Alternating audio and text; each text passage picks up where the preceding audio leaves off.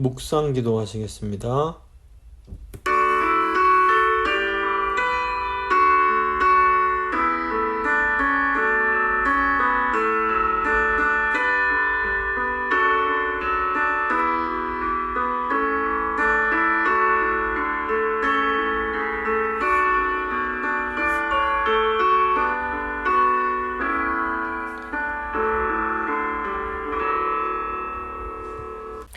사도신경 고백합니다. 나는 전능하신 아버지 하나님, 천지의 창조주를 믿습니다. 나는 그의 유일하신 아들 우리 주 예수 그리스도를 믿습니다. 그는 성령으로 잉태되어 동정녀 마리아에게서 나시고 본디오 빌라도에게 고난을 받아 십자가에 못 박혀 죽으시고 장사된 지 사흘 만에 죽은 자 가운데서 다시 살아나셨으며 하늘에 오르시어 전능하신 아버지 하나님 우편에 앉아 계시다가 거기로부터 살아있는 자와 죽은 자를 심판하러 오십니다. 나는 성령을 믿으며 거룩한 공교회와 성도의 교제와 죄를 용서받는 것과 몸의 부활과 영생을 믿습니다. 아멘. 찬송가 50장입니다. 찬송가 50장 찬양하겠습니다.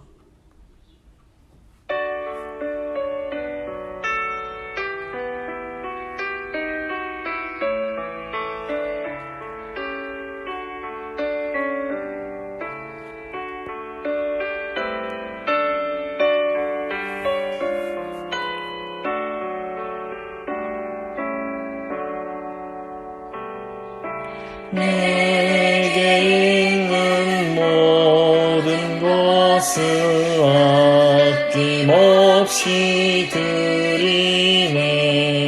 사랑하고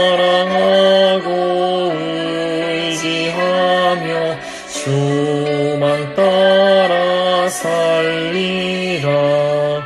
주께 드리네. 주께 드리네.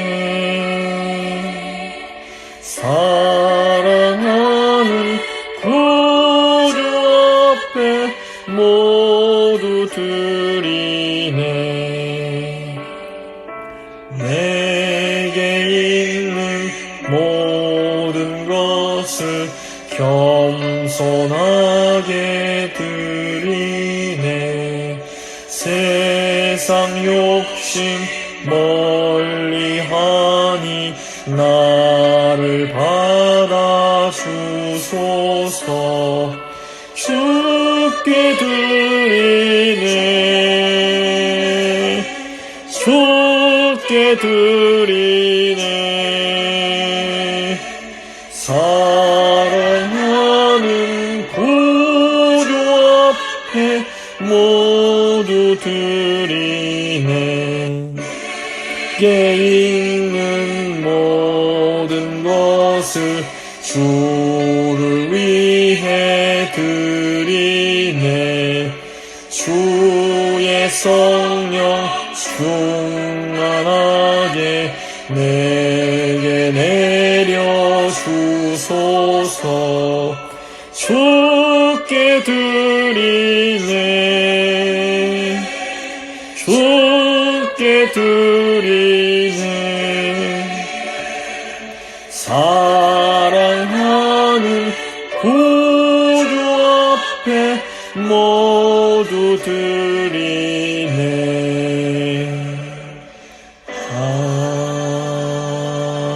아멘.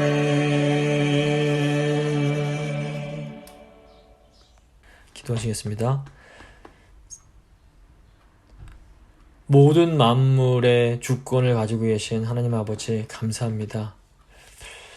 세상 모든 만물이 하나님 뜻 가운데 움직여가고 있음을 저희가 믿습니다. 아버지, 오늘 말씀 통해서 또 저에게 귀한 교훈을 주실 텐데 아버지, 저희가 이 말씀 단순히 머리로서 아는 것이 아니라 마음으로 받게 하시고 하나님을 사랑했던 다윗처럼 저희가 살아갈 수 있도록 주여 은혜 베풀어 주시옵소서. 이 시간 성령께서 각 성도님들의 마음 가운데에 깨닫는 지혜를 허락해 주시고 정말 하나님이 주시는 은혜를 받는 시간이 될 수 있도록 주여 함께하여 주시옵소서. 모든 것 주님께 맡겨드리며 귀하신 우리 주 예수 그리스도의 이름으로 기도합니다. 아멘. 오늘 주신 하나님 말씀은 역대상 29장 26절부터 28절까지 말씀입니다. 역대상 29장 26절로 28절 말씀 제가 읽어드립니다. 이새의 아들 다윗이 온 이스라엘의 왕이 되어 이스라엘을 다스린 기간은 40년이라. 헤브론에서 7년간 다스렸고 예루살렘에서 33년을 다스렸더라. 그가 나이 많아 늙도록 부하고 존귀를 누리다가 죽음에 그의 아들 솔로몬이 대신하여 왕이 되니라. 아멘. 이제 오늘은 역대기 20강, 역대상 28장 11절부터 29장까지 한번 생각해 보도록 하겠습니다. 이제 오늘 본문은 역대상의 마지막 부분입니다. 역대기를 시작할 때에 이 역대기를 기록한 저자의 중요한 강조점이 예루살렘 성전과 다윗 왕권에 있다라고 말씀을 드렸습니다. 그래서 역대기는 다윗이 왕이 된 후에 언약궤를 예루살렘으로 이렇게 옮기는 그 과정을 자세하게 설명을 합니다. 이것은 다윗이 하나님의 임재하심에 관심이 많았음을 강조하고자 하는 겁니다.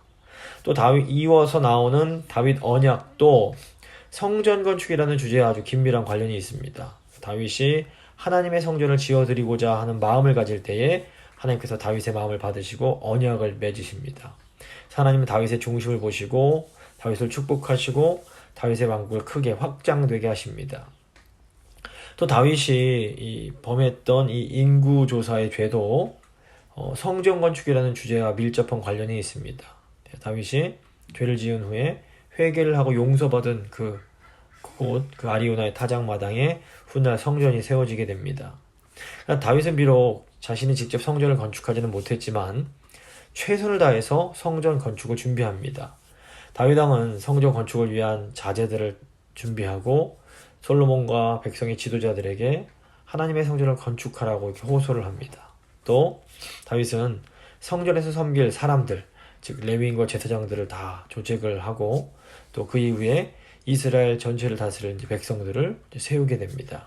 그러니까 이스라엘을 다스리는 이 지도자들의 사역 역시 이 여호와의 성전과 또 밀접한 관련이 있음을 저희가 알 수 있습니다. 이 성전이라는 주제는 신약 시대인 오늘날에도 중요한 의미가 있습니다. 예수님께서 참된 성전으로 오심으로 이제 그 구약 시대처럼 건물로서의 성전은 더 이상 아무 의미가 없게 되었습니다. 참 성전이신 예수님께서 우리 죄를 위해서 죽으시고 부활하시고 승천하신 이후에는 그 예수님과 하나님께서 아버지께서 보내신 성령을 받은 교회가 이제 하나님의 성전의 역할을 하게 됩니다. 따라서 오늘날 이 성전을 건축한다라는 것은 뭐 건물을 짓는 것이 아니라 그 성도들의 믿음을 이렇게 성도들 하나하나의 믿음을 세워가는 것이라고 볼 수 있습니다. 그래서 이 시대 하나님 백성들의 거룩한 삶은 이 성전인 교회, 공동체에서 시작이 되지만 결국에는 이 방백들의 사역이라고 할 수 있는 매일매일의 그 삶에서 완성이 된다라고 보아야 합니다. 그래서 하나님은 우리가 이렇게 하나님을 위해서 일할 때에 일을 감당할 수 있는 물질도 주시고 또 좋은 동역자들도 우리에게 붙여주십니다. 저희 지난 시간 마지막 부분에 했던 28장 1절부터 10절은 성전 건축과 이제 솔로몬을 소개하고 권면하는 내용인데 다윗이 이제 지도자들을 모아서 하나님께서 성전 건축을 하게 하신 목적을 상기시키고 하나님의 말씀에 순종함으로 제사장 나라의 사명을 잘 감당해라 이렇게 말을 합니다. 또 아들 솔로몬에게 하나님을 알고 하나님을 찾고 하나님을 힘을 다해 섬겨라 간곡히 부탁을 합니다. 솔로몬 왕을 향한 다윗의 충고는 오늘 이 시대 그리스도인들을 향한 충고이라고도 할 수 있습니다. 우리는 예수님을 의지해서 하나님께서 우리에게 맡겨주신 사명을 잘 감당해야 합니다. 이제 오늘 28장 11절부터 21절은 성전 건축 설계도에 대한 내용입니다. 이 부분은 다윗이 성전의 설계도를 이제 솔로몬에게 보여주면서 성전 건축을 잘 감당하도록 다시 한번 권면하는 내용이라고 할 수 있습니다. 11절입니다. 다윗이 성전의 복도와 그 집들과 그 곳간과 다락과 골방과 속죄소의 설계도를 그의 아들 솔로몬에게 주고 또 그가 영감으로 받은 모든 것, 곧 여호와의 성전의 뜰과 사면의 모든 방과 하나님의 성전 곳간과 성물 곳간의 설계도를 주고, 다윗은 이제 솔로몬에게 설계도를 주면서 이 설계도가 영감으로 받은 모든 것이다 라고 설명을 합니다. 이 설계도를 히브리어 타브니트라고 하는데, 이것은 하나님이 모세에게 성막과 그 기구들의 모양 또는 양식을 주셨던 것과 아주 긴밀하게 연관이 있습니다. 출애굽기 25장 9절 그리고 40절을 보시면 이 내용이 나옵니다. 무릇 내가 너에게 보이는 모양대로 장막을 짓고 기구들도 그 모양을 따라 지을지니라. 이렇게 또 하나님께서 모세에게 알려주시고, 또 40절 보시면 너는 삼가 이 산에서 너에게 보인 양식대로 할지니라. 그러니까 이 19절, 오늘 본문 그 28장 19절 보시면 다윗은 여호와의 손이 임해서 이 모든 일의 설계를 그려 나에게 알려주셨다라고 말을 합니다. 이것은 성전의 설계도를 제작하는 모든 과정에 하나님께서 역사해 주시고 그 함께 해 주셨음을 강조하는 겁니다. 성전 설계도 제작은 이 성경의 기록 원리와도 밀접한 관련이 있습니다. 디모데후서 3장 16절 보시면 모든 성경은 하나님의 감동으로 된 것으로 교훈과 책망과 바르게 함과 의로 교육하기 유익하니, 이렇게 말씀이 나옵니다.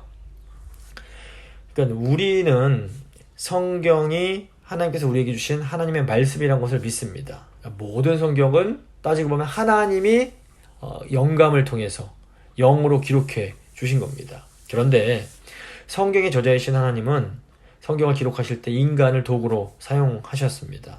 그래서 하나님은 각 사람들의 지식이나 경험 또는 그들이 가진 기술, 이 모든 것들을 사용해서 성경을 기록하게 하십니다.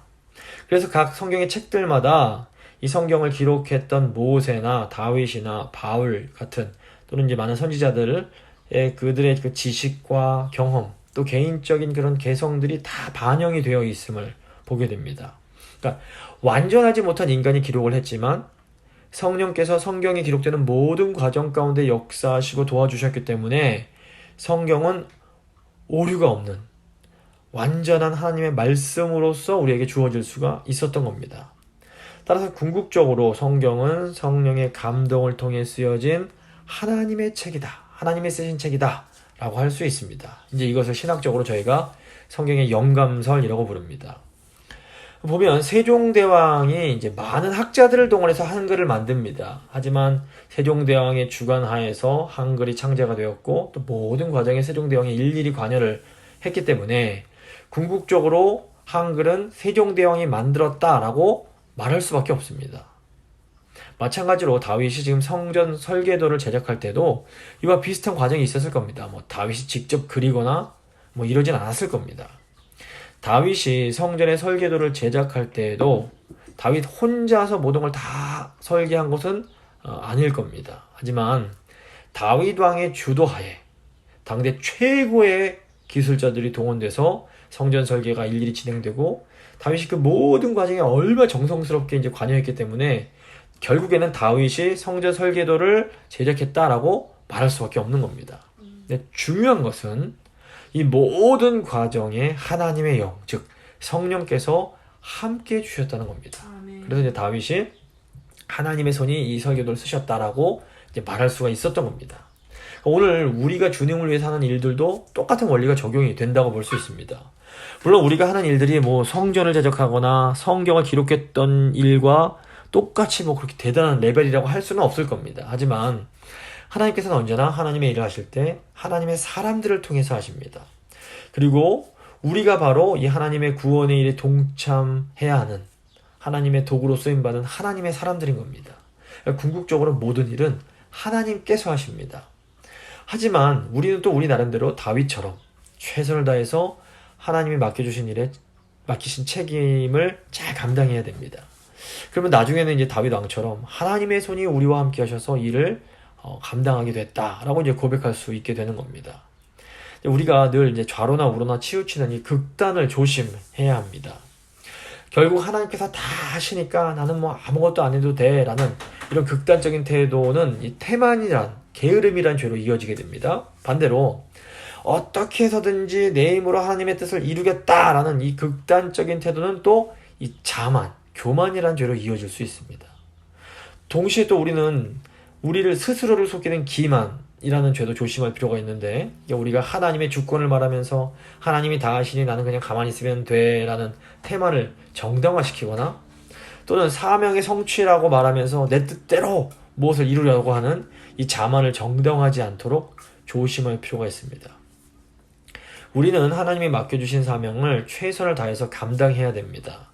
하지만 우리가 최선을 다하는 것은 인간적인 방법을 사용하면서까지 내가 정해둔 목표를 이루는 것과는 완전히 다른 겁니다. 다윗은 성전을 짓고 싶어 했습니다. 하지만 하나님이 성전을 짓지 못한다 라고 말씀하실 때 억지로 성전을 지으려고 하지 않습니다. 과감히 포기해버립니다. 하지만 다윗은 성전을 짓지는 못해도 자기 아들이 성전을 지을 수 있도록 자기가 할 수 있는 최선을 다해서 끝까지 준비를 합니다. 13절에서 18절을 보시면 다윗이 얼마나 꼼꼼하게 성전 건축에 관한 일들을 준비했는지를 이제 알 수가 있습니다. 좀 길지만 제가 한번 읽어드리겠습니다.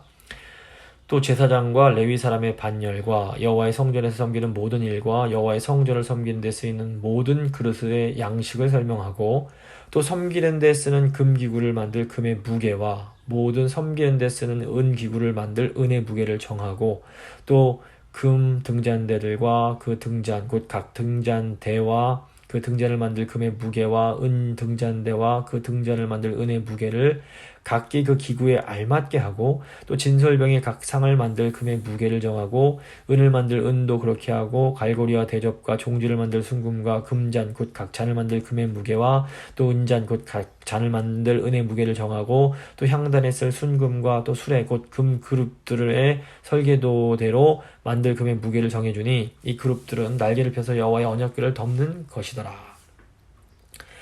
보면 굉장히 세밀하고 정확하게 하나하나 꼼꼼하게 주의 일들을 준비를 했습니다.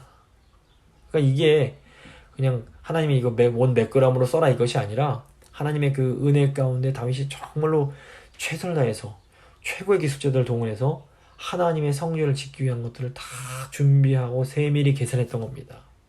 다윗이 결국 뭐라 그러냐면 이 모든 일을 하나님의 손이 나에게 임했기에 가능했던 것이다 라고 고백을 합니다. 19절입니다. 다윗이 이르되 여호와의 손이 내게 임하여 이 모든 일의 설계를 그려 나에게 알려주셨느니라.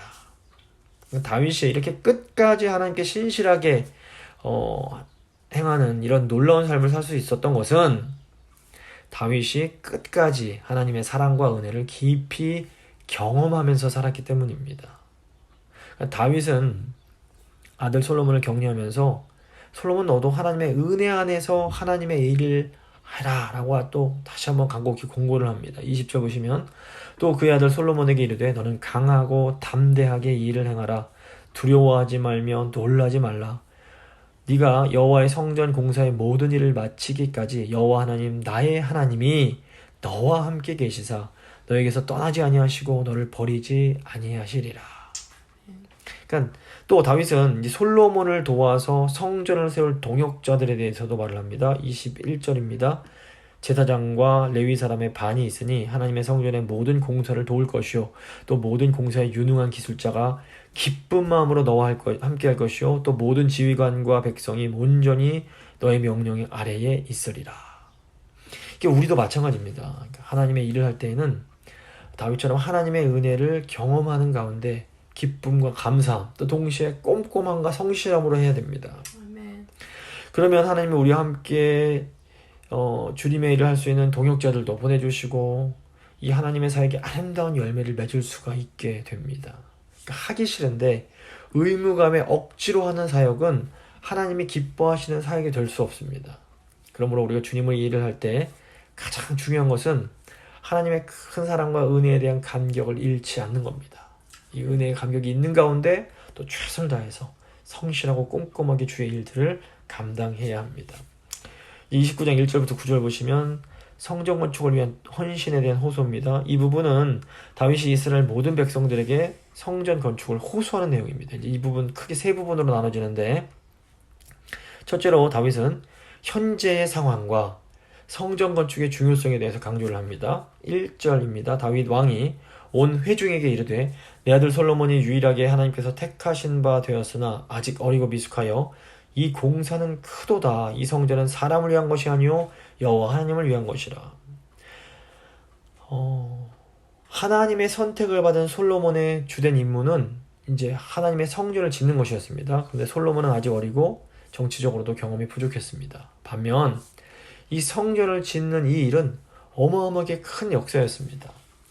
다윗은 솔로몬이 지으려는 성전은 단순히 다윗과 솔로몬을 위한 어떤 왕을 위한 일이 아니라 여호와 하나님을 위한 큰 일이다라고 말을 합니다. 다윗이 성전이라고 할 때 이 성전은 왕궁이란 뜻을 가진 히브리어 비라라는 단어입니다.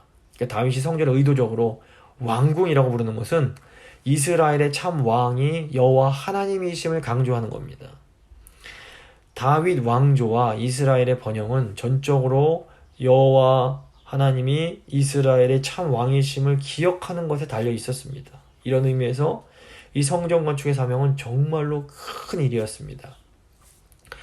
오늘날 성전 건축은 성령의 전인 교회, 즉 교인들 한 명 한 명을 이 교회 공동체를 믿음으로 세우는 일이어야 합니다. 근데 이 교인들을 믿음으로 세우는 이 역시 정말로 큰 일이며 여호와 하나님을 위한 일이라는 것을 저희가 잘 기억해야 됩니다. 두 번째로 다윗은 자신이 성전을 위해서 어떤 노력을 했는지를 말하면서 동참을 호소합니다. 2절입니다. 내가 이미 내 하나님의 성전을 위하여 힘을 다하여 준비하였나니 곧 기구를 만들 금과 은과 놋과 철과 나무와 또 만호와 가공할 검은 보석과 채석과 다른 모든 보석과 옥돌이 매우 많으며. 다윗은 성전 건축을 위해서 먼저 자신이 모범을 보여줍니다. 다윗은 성전 건축에 필요한 금, 은, 놋, 철, 나무, 보석 등을 잔뜩 준비합니다. 3절부터 5절입니다. 성전을 위하여 준비한 이 모든 것 외에도 내 마음이 내 하나님의 성전을 사모함으로 내가 사유한 금은으로 내 하나님의 성전을 위하여 드렸노니 곧 오빌의 금 3,000달란트와 수는 7,000달란트라. 모든 성전벽에 입히며 금은 그릇을 만들며 장인의 손으로 하는 모든 일에 쓰게 하였노니. 다윗은 이제 국가 차원에서 성전을 위한 것들을 준비할 것뿐 아니라 자기 자신이 개인적으로 소유했던 금, 특히 오볼의 금 3,000달란트, 이게 이제 약 110톤의 어마어마한 양입니다. 또 수는 곧 잘 정련된 은을 7,000달란트, 이게 약 260톤에 해당합니다. 이런 엄청난 재물을 하나님을 위해서 드린 겁니다. 당시 고대의 왕들은 재난을 당하거나 정치적인 어려움을 당할 때를 대비해서 개인적으로 이렇게 재산을 비축해 두었습니다. 다윗이 지금 자신의 안전을 보장하기 위한 많은 양의 예물을 다 하나님께 드렸다는 것은 이 단순히 백성들의 헌신을 유도하기 위한 것이 아니라 사실 이게 뭘 의미하냐면 다윗이 자기의 전부를 하나님께 드렸음을 의미합니다. 모든 것을 드리는 다윗의 헌신은 우리를 성전으로 세우시기 위해서 자기 자신 전부를 내어드린 예수 그리스도의 헌신의 예표라고 볼 수 있습니다. 성전으로 오신 주님께서 우리를 성전으로 세우시기 위해서 자신의 전부, 피방울 한 방울까지도 다 우리에게 하나님께 다 내어드리신 겁니다. 이 은혜를 깨닫고 감동을 받은 사람만이 예수님을 따라서 교회를 위해 또 성도들을 세우기 위해서 자신을 희생하며 다 내어드릴 수가 있는 겁니다. 5절 후반부 보시면 오늘 누가 즐거이 손에 채워 여호와께 드리겠느냐 하는지라.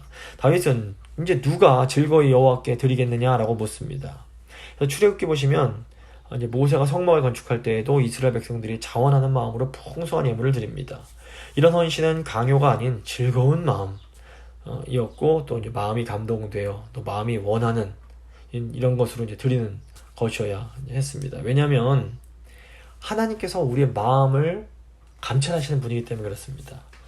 여기 지금 즐거이 손에 채워 여호와께 드리겠느냐라는 표현은 이거 제사장이 직분을 얻을 때 사용되는 누가 즐거이 거룩하게 하여 여호와께 드리겠느냐와 똑같은 의미입니다. 즉 거룩하게 하여, 즉 제사장이 직분을 수행하는 것처럼 누가 거룩하게 자원하여 여호와께 드리겠는가라는 의미라고 할 수 있습니다. 결국 지금 다윗이 권하는 성전 건축을 위한 이 예물 드림은 제사장 나라이고 거룩한 백성인 이스라엘이 자신을 전적으로 여호와께 드리는 것을 의미한다고 볼 수 있습니다. 세 번째로 이스라엘 백성들이 다윗의 호소에 동참하여 기꺼이 제물을 드리며 성전 건축에 동참하는 내용이 나옵니다. 6절부터 9절입니다. 이에 모든 가문의 지도자들과 이스라엘 모든 지파의 지도자들과 천부장과 백부장과 왕의 사무관이 다 즐거이 드리되 하나님의 성전 공사를 위하여 금 5,000달란트와 금 10,000다릭은 10,000달란트와 놋 18,000달란트와 철 100,000달란트를 드리고 보석을 가진 모든 사람은 게르손 사람 여히엘의 손에 맡겨 여호와의 성전 곳간에 드렸더라. 백성들은 자원하여 드렸으므로 기뻐하였으니 곧 그들이 성심으로 여호와께 자원하여 드렸으므로 다윗도 심히 기뻐하니라. 다윗이 여호와를 기쁘시게 하는 성전 건축에 자원하여 즐거이 헌신할 것을 이제 권유할 때 모든 백성들이 즐겁게 헌신을 합니다. 그러니까 왕과 지도자들이 자원한 헌신은 그 백성들의 헌신으로 이어지게 되고 결국 백성들과 왕 모두가 크게 기뻐하게 됩니다. 여호와께 드리는 것은 모든 세대의 백성들에게 하나의 큰 즐거움을 가져오게 됩니다. 사실 우리가 기쁨의 삶을 사는 비결이 바로 이겁니다. 주님을 위해 또 성전인 성도들을 위해서 내가 가지고 있는 것을 자원하여 드릴 때에 우리는 정말로 큰 기쁨을 얻을 수가 있습니다. 내가 내 욕심, 내가 원하는 것, 나의 만족을 채우면서 살면 행복할 수 있을 것 같지만 사실 그렇지 않은 경우가 많습니다. 하나님의 형상대로 지음받은 우리는 하나님께 나를 드릴 때에만 참된 행복을 누릴 수가 있습니다. 그래서 하나님의 백성들은 자신을 하나님께 드림으로 하나님의 형상에 가까워지고 이렇게 하나님의 형상에 가까워질수록 진정한 기쁨을 소유할 수가 있게 됩니다. 그래서 우리는 자기 만족이 아니라 하나님의 주되심을 인정하고 하나님께 그리고 이 하나님이 이제 기뻐하시는 이 성전, 성도들을 세우기 위해서 나 자신을 드릴 때에 사실은 가장 이 땅에서 즐거운 삶, 행복한 삶을 살 수가 있습니다. 이 19장 10절에서 19절 보시면 감사의 기도입니다. 이 다윗이 드리는 감사의 기도는 16장에서 다윗이 언약궤를 예루살렘으로 옮긴 후에 드렸던 감사기도와 굉장히 내용이 비슷합니다. 다윗이 드린 기도의 특징을 보면 하나님이 어떤 분이신지를 참 잘 보여줍니다. 10절입니다. 다윗이 온 회중 앞에서 여호와를 송축하여 이르되 우리 조상 이스라엘의 하나님 여호와여 주는 영원부터 영원까지 송축을 받으시옵소서. 다윗은 먼저 하나님을 찬양합니다. 11절은 다윗이 하나님께 드린 감사기도의 핵심이 들어있습니다. 11절입니다. 여호와여 위대하심과 권능과 영광과 승리와 위엄이 다 주께 속하였사오니 천지에 있는 것이 다 주의 것이로소이다. 여호와여 주권도 주께 속하였사오니 주는 높으사 만물의 머리이심이니이다. 다윗은 하나님께서 위대하시며 권능과 영광과 승리와 위엄이 다 하나님께 속했음을 고백하면서 천지 모든 것이 그 모든 것의 주권이 하나님께 있음을 선포합니다. 이 하나님의 주권에 대한 이 고백은 하나님께서 이 세상 모든 일을 자기 뜻대로 할 수 있으신 분이라는 고백입니다. 그러니까 유한한 인간은 하나님의 뜻을 다 헤아리고 다 이해할 수 없습니다. 하지만 우리는 무한하신 하나님의 주권을 믿으며 그 주권을 고백할 수 있습니다. 하나님의 주권에 대한 고백은 하나님께서 이 세상 모든 만물과 또 인간이 행하는 모든 일들을 하나님의 그 선하신 뜻 가운데서 다스리고 계심을 믿는 겁니다. 다윗은 하나님의 주권을 철저하게 믿는 사람이었습니다. 다윗의 하나님의 주권에 대한 믿음은 이제 두 가지 방향의 기도로 나타나게 되는데, 이 밖으로 하나님을 향해서는 모든 것이 다 하나님께로 왔다는 이 감사의 고백으로 이제 연결이 됩니다. 그리고 안으로 자신을 향해서는 인간이 얼마나 약하고 부족한 존재인지에 대한 그런 깨달음과 함께 겸손의 고백으로 이어지게 됩니다. 우선 하나님의 주권에 대한 믿음은 하나님을 향해서는 모든 것이 주님께로부터 온 것이다 라는 감사의 고백으로 나타납니다. 12절부터 14절입니다. 부와 귀가 주께로 말미암고 또 주는 만물의 주제가 되사 손에 권세와 능력이 있사오니 모든 사람을 크게 하심과 강하게 하심이 주의 손에 있나이다. 우리 하나님이여 이제 우리가 주께 감사하며 주의 영화로운 이름을 찬양하나이다. 나와 내 백성이 무엇이기에 이처럼 즐거운 마음으로 드릴 힘이 있었나이까. 모든 것이 주께로 말미암았사오니 우리가 주의 손에서 받은 것으로 주께 드렸을 뿐이니이다. 다윗은 자기들이 지금 누리고 있는 모든 것이 이제 주님으로부터 온 것이다 라고 이렇게 고백을 합니다. 그리고 지금 우리가 드리는 것도 다 사실은 주님께로부터 받은 것이다 라고 이렇게 고백을 합니다. 또 이제 이 하나님의 주권에 대한 믿음은 이제 인간을 향해서는 아주 짧은 인생을 살아가는 그 인간의 유한함을 이제 깨닫고 여기서부터 오는 이 겸손의 고백으로 나타나게 됩니다. 15절입니다. 우리는 우리 조상들과 같이 주님 앞에서 이방 나그네와 거류민들이라 세상에 있는 날이 그림자 같아서 희망이 없나이다. 다윗은 우리가 나그네와 거류민과 같으며 세상에 있는 이 날들이 그저 그림자 같아서 자기들에겐 아무 희망이 없다라고 고백을 합니다. 인간에게 희망, 즉 소망이 없다라는 이 고백은 뒤집어서 보면 그러므로 오직 하나님께만 우리의 유일한 소망이 있다라는 고백과도 같은 겁니다. 16절, 17절 보시면 우리 하나님 여호와여 우리가 주의 거룩한 이름을 위하여 성전을 건축하려고 미리 저축한 이 모든 물건이 다 주의 손에서 왔사오니 다 주의 것이니이다. 나의 하나님이여 주께서 마음을 감찰하시고 정직을 기뻐하시는 줄을 내가 아나이다. 내가 정직한 마음으로 이 모든 것을 즐거이 드렸사오며 이제 내가 또 여기 있는 주의 백성이 주께 자원하여 드리는 것을 보오니 심히 기쁘도소이다. 다윗은 그 많은 것을 준비하고 하나님께 드렸으면서도 정말 주님이 모든 것이 다 주님께로부터 온 것이니 모든 것이 다 주님의 것입니다 라고 말을 합니다. 근데 이 고백이 그저 입으로만 하는 고백이 아니라 진짜 다윗이 마음에 그렇게 생각을 하고 있었던 겁니다. 다윗은 주님께서 자기의 중심의 정직함을 기뻐하신다라는 것을 알았습니다. 그리고 다윗은 그러니까 주의 백성들이 마치 자신처럼 하나님께 정말 자원하는 마음으로 이렇게 드리는 것을 보면서 너무너무 기쁘고 행복해합니다. 그래서 하나님께 헌신하는 것의 기쁨을 아는 사람은 자신이 사랑하는 사람들도 이렇게 자기처럼 하나님께 헌신함으로 이 기쁨을 누리기를 간절히 바랍니다. 그리고 사랑하는 사람이 하나님께 헌신하는 것을 볼 때 너무너무 기뻐하면서 감사하게 됩니다. 그래서 하나님께 헌신된 목회자는 성도들이 하나님께 자원함으로 헌신하는 것을 볼 때 가장 행복해집니다. 또 하나님께 헌신한 부모는 자녀들이 하나님께 자원함으로 헌신하는 것을 볼 때 가장 기뻐할 수밖에 없는 겁니다. 그래서 헌신의 기쁨을 아는 다윗은 이제 이스라엘 백성들과 또 자기 아들 솔로몬을 위해서 기도를 합니다.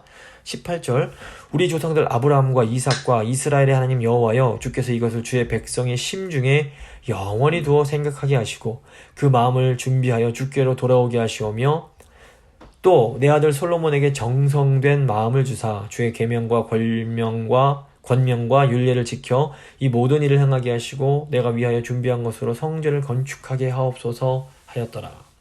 다윗은 조상들처럼 이스라엘 백성들이 하나님의 은혜를 받았기에 하나님께 다시 드릴 수 있었음을 이 백성들이 영원히 잊지 않기를 기도하며 이들의 마음이 주님께로 돌아오기를 기도를 드립니다. 또 다윗은 하나님이 솔로몬에게 온전한 마음을 주셔서 그가 하나님 말씀에 순종하며 성전 건축하는 일을 잘 감당하게 해달라고 기도를 합니다. 이제 마지막으로 29장 20절에서 30절은 솔로몬의 왕위 계승과 다윗의 죽음에 대한 내용입니다.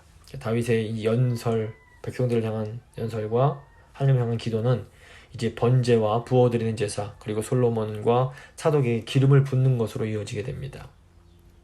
20절 21절입니다.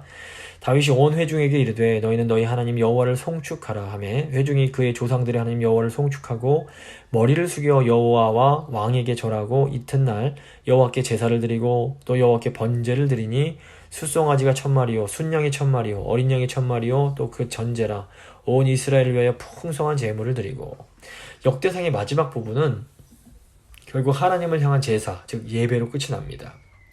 이것은 하나님의 은혜를 아는 하나님 백성들의 핵심적인 활동이 바로 예배라는 것을 보여줍니다. 하나님을 예배하는 것은 성도의 삶의 핵심입니다. 우리가 매주일 이렇게 열심히 하나님을 예배하는 이유는 다른 게 없습니다. 우리가 하나님의 백성이기 때문에 그렇습니다. 물고기를 보면 알에서 깨자마자 헤엄을 치는데 이것이 물고기의 본능이기 때문에 그렇습니다. 마찬가지로 하나님 백성들의 아주 원초적인 본능은 하나님을 예배하는 겁니다. 하나님의 백성이 되면 하나님을 예배할 수밖에 없는 겁니다. 하나님을 예배하면서 기름을 부어 이제 솔로몬을 왕으로 세우고 사독을 제사장으로 세우는 내용이 나옵니다. 22절입니다. 이날에 무리가 크게 기뻐하여 여호와 앞에서 먹으며 마셨더라. 무리가 다윗의 아들 솔로몬을 다시 왕으로 삼아 기름을 부어 여호와께 돌려 주권자가 되게 하고 사독에게도 기름을 부어 제사장이 되게 하니라. 여기서 지금 기름 부음을 받는 솔로몬 왕과 기름 부음을 받는 제사장 사독은 기름 부음 받으신 분이신 메시아, 즉 예수 그리스도를 예표하는 존재들입니다. 23절 보시면 솔로몬이 여호와께서 주신 왕위에 앉아 아버지 다윗을 이어 왕이 되어 형통하니 온 이스라엘이 그의 명령에 순종하며 모든 방백과 용사와 다윗 왕의 여러 아들들이 솔로몬 왕에게 복종하니 여호와께서 솔로몬을 모든 이스라엘의 목전에서 심히 크게 하시고 또 왕의 위엄을 그에게 주사 그전 이스라엘 모든 왕보다 뛰어나게 하셨더라. 지금 23절에 나오는 여호와께서 주신 왕위에 앉아라는 이 표현의 원문을 보면 여호와의 왕위에 앉아라는 뜻이 됩니다. 그러니까 이스라엘 모든 왕들보다 뛰어난 솔로몬의 이 왕권은 하나님의 영원한 왕권에 근거한 겁니다. 그러니까 이게 예수 그리스도의 그림자로서 솔로몬은 참 왕이신 여호와의 왕좌에 앉아서 여호와의 나라를 다스리며 여호와로부터 존귀와 위엄을 얻는 겁니다. 그러니까 우리 예수님께서 부활승천하시면 그 아버지의 우편에 앉으셔서 다스리는 것처럼 이것을 지금 솔로몬이 그림자처럼 보여주고 있는 겁니다. 제가 주일 예배 때도 말씀드렸지만 참된 예배는 반드시 예수 그리스도를 통한 것이어야 됩니다. 참된 예배는 영과 진리로 드리는 예배인데 영과 진리로 예배드린다라는 것은 영이신 성령 안에서 진리이신 예수 그리스도가 우리의 유일한 구원자가 되심을 이렇게 고백하고 믿는 가운데 하나님을 예배하는 겁니다. 그러니까 우리가 예수님의 주되심을 고백하며 이렇게 참된 예배를 드릴 때에 그리스도께서 성령 안에서 우리를 다스려 주시며 우리에게는 생명이 흘러 넘칠 수 있게 되는 겁니다. 이제 역대기 저자는 다윗의 죽음을 언급하면서 이제 다윗의 통치를 요약을 합니다. 26절부터 30절입니다. 이세 아들 다윗이 온 이스라엘의 왕이 되어 이스라엘을 다스린 기간은 40년이라 헤브론에서 7년간 다스렸고 예루살렘에서 33년을 다스렸느니라. 그가 나이 많아 늙도록 부하고 존귀를 누리다가 죽음에 그의 아들 솔로몬이 대신하여 왕이 되니라. 다윗 왕의 행적은 처음부터 끝까지 선견자 사무엘의 글과 선지자 나단의 글과 선견자 가세 글에 다 기록이 되고 또 그의 왕이 된 일과 그의 권세와 그와 이스라엘과 온 세상 모든 나라의 지난날의 역사가 다 기록되어 있느니라. 다윗의 많은 나이, 그러니까 오랫동안 장수한 것과 또 부와 존귀, 그리고 그의 아들 솔로몬이 왕위를 계승한 것은 여호와를 구한 다윗이 하나님의 인정과 복을 받았음을 이제 보여줍니다. 그러니까 다윗의 삶은 한편으로는 장차 오실 다윗의 후손 메시아 예수 그리스도를 예표하는 것으로 볼 수 있습니다. 하지만 동시에 이 다윗의 삶은 하나님을 온 마음 다해 사랑하는 정말 아름다운 성도의 모습을 또 보여주기도 합니다. 물론 다윗이 연약함이 있었지만 다윗의 그런 아름다운 신앙의 모습을 또 저희가 볼 수가 있습니다. 다윗의 삶은 항상 하나님의 임재를 사모하는 삶이었습니다. 하나님의 성전을 건축하는 것에 전력을 다했던 이 다윗의 모습은 다윗이 얼마나 하나님을 사랑했으며 하나님의 뜻이 이 땅 가운데 이루어지기를 간절히 바랬는지를 잘 보여줍니다. 하나님께서 이런 다윗의 마음을 기쁘게 받으시고 다윗에게 복을 주신 겁니다. 우리도 이 다윗과 같은 마음으로 하나님을 사모하며 하나님의 뜻이 이 땅 가운데 이루어지기 위하여 정말 그 성령 안에서 최선을 다하는 삶을 살 때 하나님께서 우리의 마음을 받아주시고 우리를 인정해 주시고 우리에게 이제 복을 주시는 겁니다. 말씀 마무리 짓겠습니다. 다윗이 성전의 설계도를 제작하는 모든 과정에 하나님께서 역사하시고 함께 해주십니다. 우리도 항상 하나님의 손을 의지하는 가운데 정말 최선을 다해서 하나님이 맡겨주신 그 사명을 감당해야 됩니다. 하지만 우리가 주를 위해서 최선을 다한다는 그 미명하에 어떤 인간적인 방법을 사용해서 내 뜻을 이루고자 하는 것을 이루려고 하지 않도록 정말로 주의를 해야 됩니다. 우리가 하나님의 은혜 가운데 기쁨으로 사역할 때에 하나님은 필요한 물질도 주시고 또 동역자들도 보내주십니다. 주님과 성도들을 위해서, 그러니까 오늘 이 시대의 그 성전을 세우기 위해서 우리가 가진 것을 자원해서 드릴 때 우리는 정말로 기쁜 삶을 살아갈 수가 있게 됩니다. 하나님의 주권을 인정하며 그 하나님께는 감사하고 또 나 자신에게는 이 겸손한 마음을 갖는 것, 이것이 또 굉장히 중요합니다. 그래서 마음 중심으로 성전을 사모했던 다윗을 하나님께서 인정하시고 복을 주신 것처럼 우리가 마음 중심으로 교회를 사모하며 나아갈 때에 하나님께서 그 성도를 인정하시고 복을 주십니다.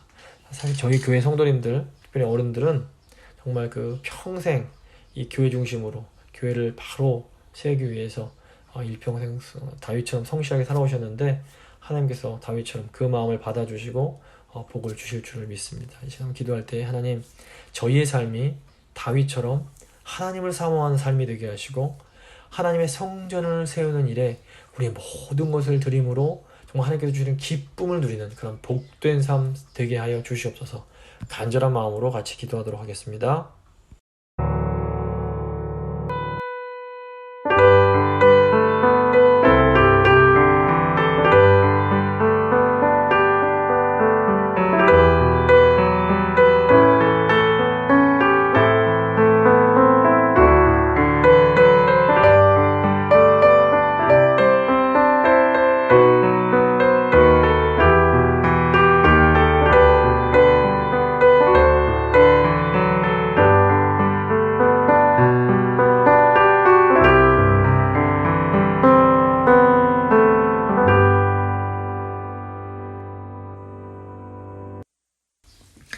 하나님, 오늘도 말씀을 통해서 저에게 교훈을 주신 것 진심으로 감사합니다. 하나님, 다윗의 모습을 보면서 다윗의 후손이신 우리 주 예수 그리스도의 모습을 봅니다. 또한 아버지 다윗의 모습을 보면서 저희가 어떻게 남은 생을 살아야 할지를 다시 한번 생각하게 됩니다. 주님, 다윗은 하나님을 정말 사랑하는 마음으로 하나님의 성전을 세우기 위해서 자신의 모든 것을 드리며 기뻐합니다. 아버지, 저희도 하나님을 정말 사랑하는 마음으로 성전된 우리 성도들, 우리 교회를 세우기 위해서 기쁨으로 우리의 것들을 드리게 하시고 우리의 물질, 우리의 시간, 우리의 마음을 쏟게 하시고 또 그럴 때 주께서 주시는 그런 기쁨과 은혜와 그 행복을 누리면서 살 수 있도록 주여 도와주시옵소서.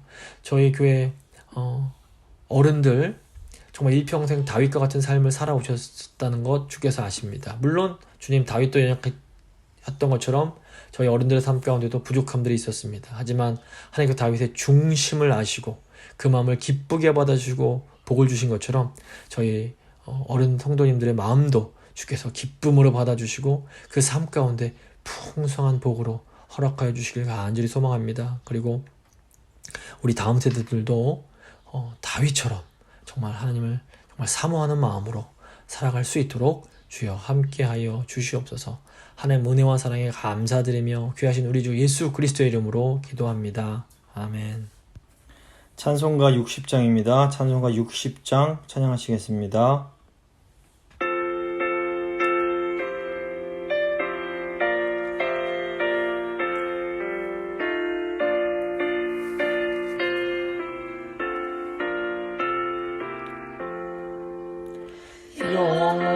영혼의 빛 예수님 가까이 비춰주시고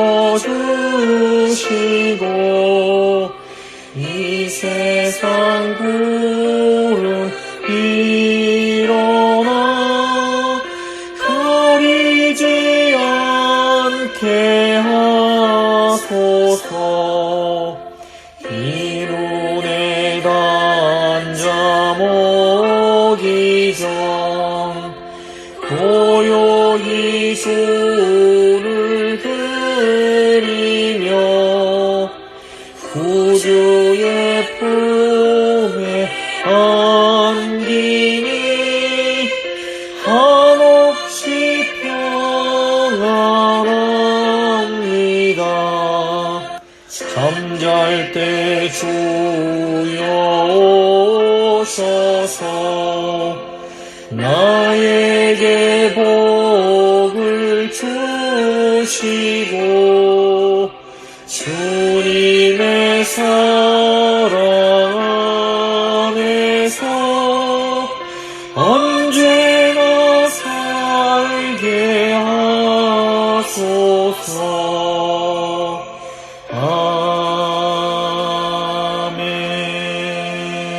아멘. 주님 가르쳐 주신 기도로 예배 마치도록 하겠습니다. 하늘에 계신 우리 아버지, 아버지의 이름을 거룩하게 하시며 아버지의 나라가 오게 하시며 아버지의 뜻이 하늘에서와 같이 땅에서도 이루어지게 하소서. 오늘 우리에게 일용할 양식을 주시고 우리가 우리에게 잘못한 사람을 용서해 준 것 같이 우리 죄를 용서해 주시고 우리를 시험에 빠지지 않게 하시고 악에서 구하소서.